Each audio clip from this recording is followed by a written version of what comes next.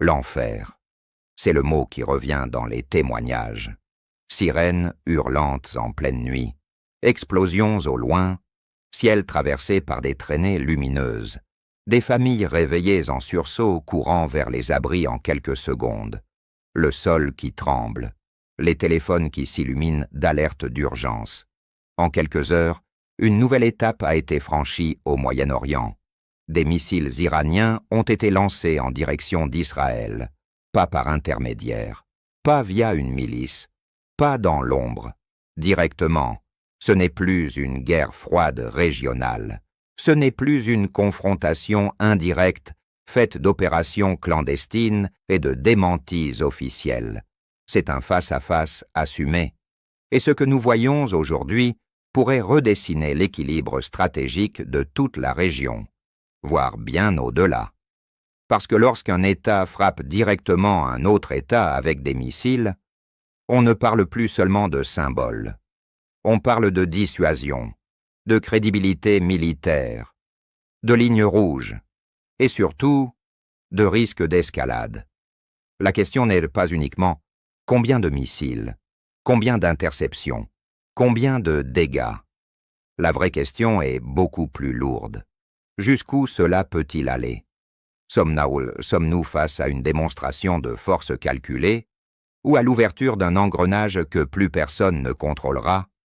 Ce qui se joue en ce moment dépasse les images spectaculaires des interceptions dans le ciel nocturne. Ce qui se joue, c'est l'équilibre fragile entre deux puissances régionales qui se considèrent comme des ennemis existentiels. Et dans ce type de confrontation, une seule erreur peut suffire. Intro développée, contextualisation, pédagogie, mise en perspective. Bonsoir à tous. Pour comprendre la gravité de ce moment, il faut prendre un peu de recul. L'Iran et Israël ne sont pas simplement deux États en désaccord diplomatique. Leur opposition est stratégique, idéologique et militaire depuis des décennies. L'Iran ne reconnaît pas la légitimité d'Israël et soutient activement des acteurs hostiles à l'État hébreu dans la région. Israël, de son côté, considère le programme militaire iranien, notamment ses ambitions nucléaires, comme une menace existentielle. Depuis des années, cette rivalité se joue dans l'ombre. Cyberattaques contre des infrastructures sensibles, frappes aériennes ciblées en Syrie, sabotage mystérieux, assassinat de scientifiques, une guerre indirecte, diffuse, permanente. Mais il existait une règle non écrite: éviter l'affrontement frontal, direct, assumé entre les deux États. Cette règle vient d'être fragilisée. Des missiles tirés depuis le territoire iranien vers Israël, c'est un changement de dimension. Cela signifie que la confrontation n'est plus seulement périphérique, elle devient centrale. Et cela oblige chacun des deux camps à recalculer sa stratégie. Israël doit répondre, ou au minimum montrer qu'il conserve sa capacité de dissuasion intacte. L'Iran, lui, cherche à prouver qu'il peut frapper à distance, contourner les défenses et imposer un nouveau rapport de force. Le problème, c'est que dans ce type de crise, chaque décision est observée par le monde entier. Les États-Unis, les puissances européennes, les acteurs régionaux, les marchés énergétiques. Un simple échange de frappes peut rester limité. Mais il peut aussi déclencher une réaction en chaîne. C'est précisément ce moment d'incertitude que nous vivons. Et dans les prochaines minutes, on va décrypter ensemble ce qui s'est réellement passé, ce que cela signifie stratégiquement, et surtout quels sont les scénarios possibles.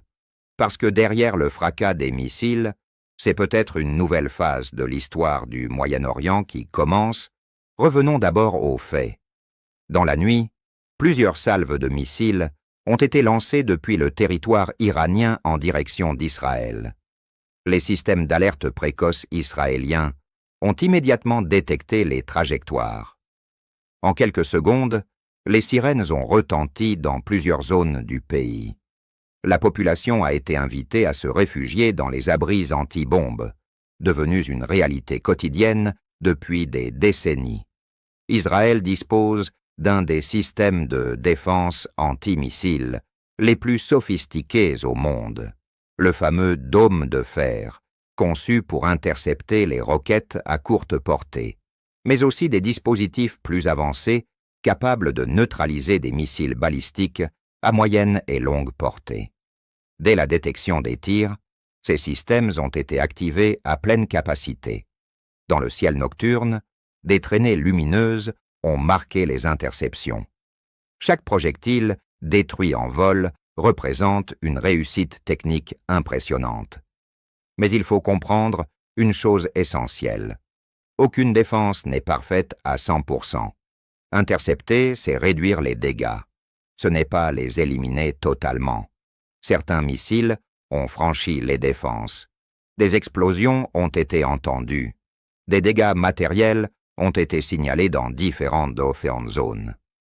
Même lorsque les pertes humaines sont limitées, l'impact psychologique est immense. Voir son territoire frappé par un État souverain, de manière directe, modifie profondément la perception de sécurité. Il y a aussi un autre élément stratégique à considérer, le coût. Chaque missile intercepté coûte des dizaines, parfois des centaines de milliards d'euros. Une salve coordonnée vise aussi à saturer les défenses, à tester leurs limites, à observer les temps de réaction. Ce n'est pas seulement une attaque, c'est une évaluation en conditions réelles. Autrement dit, cette nuit n'était pas uniquement un échange militaire. C'était une démonstration de capacité, un message envoyé non seulement à Israël, mais à toute la région. La question centrale est simple. Pourquoi maintenant? Officiellement, l'Iran présente ces frappes comme des représailles. Depuis des années, Téhéran accuse Israël de mener des opérations clandestines contre ses intérêts stratégiques. Des installations militaires ciblées en Syrie, des scientifiques liés au programme nucléaire assassinés, des cyberattaques paralysant des infrastructures sensibles. Cette confrontation indirecte a longtemps permis aux deux camps de maintenir une forme d'ambiguïté. Chacun frappait sans revendiquer totalement. Chacun évitait d'humilier publiquement l'autre au point de rendre la riposte obligatoire. Mais à un moment donné, la logique de dissuasion entre en jeu. Pour le régime iranien, ne pas répondre à certaines opérations perçues comme humiliantes peut être interprété comme un aveu de faiblesse, à l'extérieur comme à l'intérieur du pays. La crédibilité stratégique est fondamentale. Si l'Iran veut maintenir son image de puissance régionale capable de protéger ses intérêts et ses alliés, il doit parfois agir de manière spectaculaire. Il y a aussi un calcul politique interne. Dans un contexte de tensions économiques et sociales, afficher une posture de fermeté face à un adversaire déclaré peut servir à consolider le soutien nationaliste. L'ennemi extérieur devient un facteur d'unité. Mais frapper directement Israël comporte un risque énorme.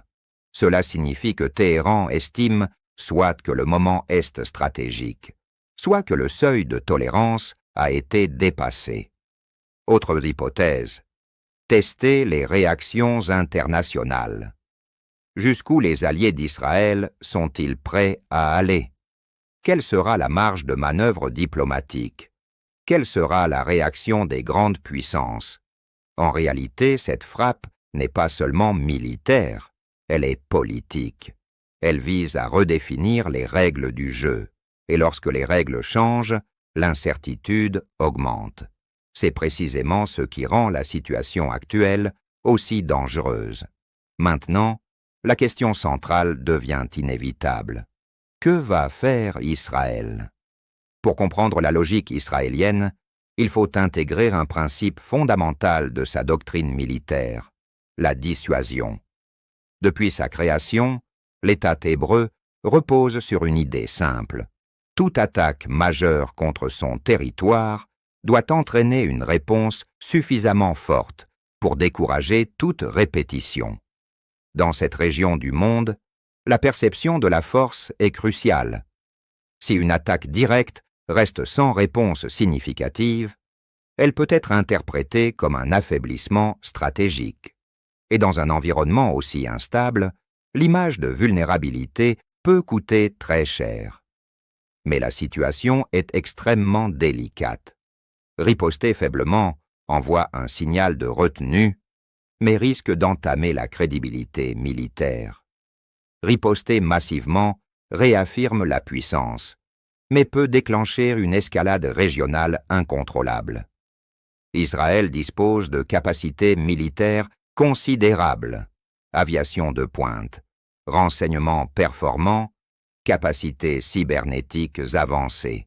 Une frappe ciblée sur des infrastructures stratégiques iraniennes est techniquement possible, mais elle aurait des conséquences majeures, car cette fois, il ne s'agit pas d'un théâtre périphérique comme la Syrie ou le Liban, il s'agit du territoire iranien lui-même, et une attaque directe sur le sol iranien pourrait pousser Téhéran à répondre encore plus fortement, avec des moyens plus lourds, plus nombreux, plus destructeurs.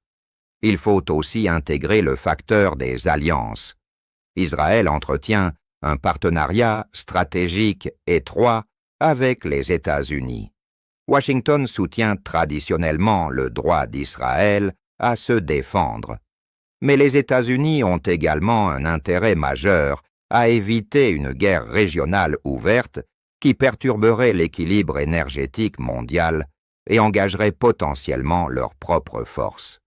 La réponse israélienne devra donc être calibrée avec une précision chirurgicale, assez forte pour restaurer la dissuasion, assez maîtrisée pour éviter l'embrasement. Un autre élément entre en jeu, l'opinion publique israélienne. Une population frappée attend une réaction. Le leadership politique ne peut pas apparaître passif. La pression interne est réelle. Mais les décideurs savent aussi que dans ce type de confrontation, une erreur de calcul peut coûter des milliers de vies. Nous sommes donc face à un moment stratégique où chaque option comporte un risque majeur. Le véritable danger, au-delà de l'échange immédiat de frappes, c'est l'escalade.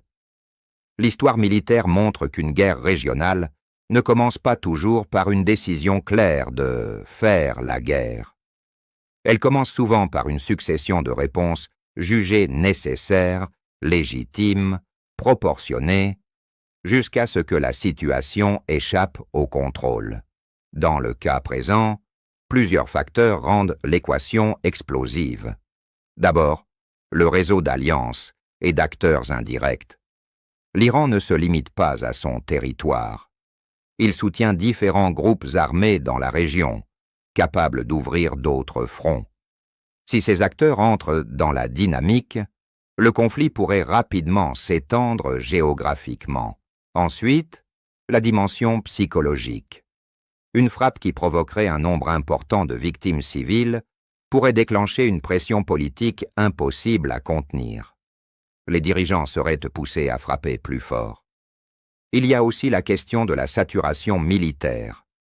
Si les attaques deviennent plus fréquentes ou plus massives, les systèmes de défense pourraient être mis sous tension. La tentation serait alors de neutraliser durablement la capacité de frappe adverse. À cela s'ajoute le facteur international. Les grandes puissances observent. Certaines pourraient tenter de jouer les médiateurs. D'autres pourraient renforcer leur soutien militaire à l'un ou l'autre camp. Et plus les acteurs extérieurs s'impliquent, plus la crise se complexifie. N'oublions pas non plus l'impact économique. Le Moyen-Orient est une région clé pour le pétrole et le gaz. Une escalade militaire majeure pourrait perturber les routes maritimes stratégiques. Les marchés financiers sont extrêmement sensibles à ce type de risque. Une flambée des prix de l'énergie aurait des conséquences mondiales immédiates. Mais le plus inquiétant reste l'imprévisibilité humaine. Dans les situations de tension extrême, les décisions sont prises sous pression, avec des informations incomplètes, dans des délais très courts. une mauvaise interprétation radar, une communication mal transmise, une frappe qui dépasse l'objectif initial. Et soudain, le seuil psychologique bascule.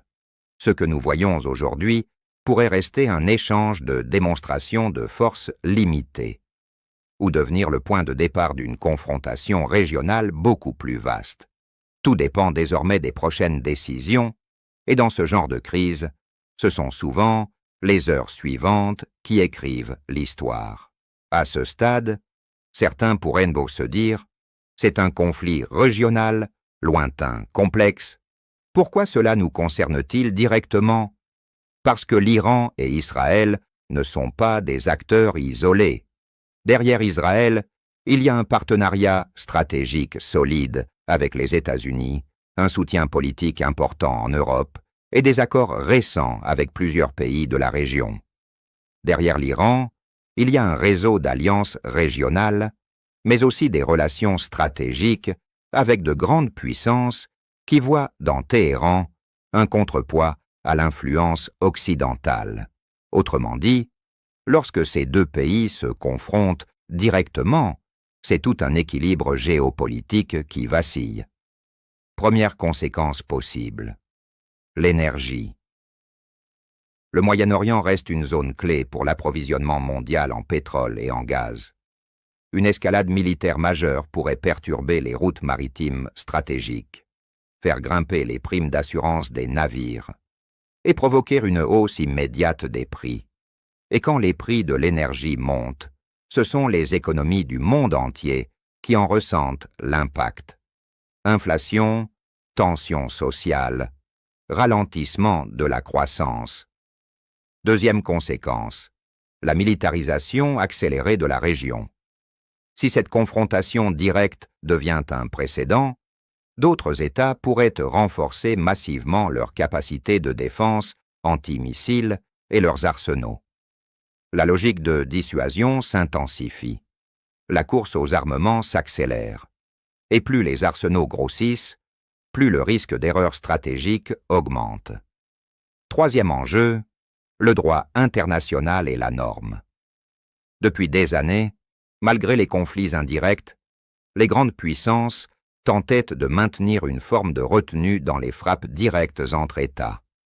Si cette barrière psychologique tombe durablement, cela pourrait modifier les règles implicites du jeu international. Et enfin, il y a le facteur diplomatique. Chaque capitale observe. Certaines appellent immédiatement à la désescalade.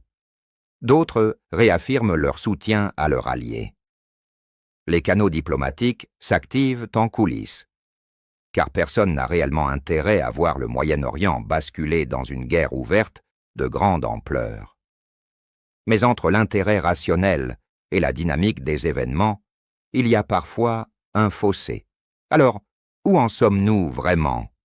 Il existe deux grandes trajectoires possibles. La première, une démonstration de force maîtrisée. Dans ce scénario, l'Iran envoie un message, Israël répond de manière calibrée, chacun revendique sa fermeté et progressivement la tension redescend. Les frappes restent limitées, les canaux diplomatiques fonctionnent en arrière-plan et la crise devient un épisode supplémentaire dans une rivalité déjà ancienne. C'est le scénario de la rationalité stratégique. Mais il y a un second scénario, celui de la spirale. Une frappe qui provoque plus de victimes que prévu. Une réponse jugée disproportionnée. Une erreur d'interprétation militaire. Et soudain, les dirigeants ne contrôlent plus seulement une démonstration politique. Ils gèrent une dynamique de guerre. Dans une telle situation, les fronts pourraient se multiplier. Les acteurs indirects pourraient entrer en jeu. Les alliances pourraient être sollicitées. Et chaque nouvelle action rendrait le retour en arrière plus difficile. L'histoire montre que les grandes crises internationales ne commencent pas toujours par une déclaration officielle de guerre. Elles commencent par une succession de décisions présentées comme nécessaires. Nous sommes peut-être à ce moment précis, un moment charnière où tout peut encore être contenu. ou basculer. La question n'est plus seulement militaire. Elle est stratégique, diplomatique, psychologique. Qui va choisir la retenue? Qui va estimer que la crédibilité exige d'aller plus loin? Et surtout, qui saura s'arrêter à temps? Les prochaines heures seront décisives.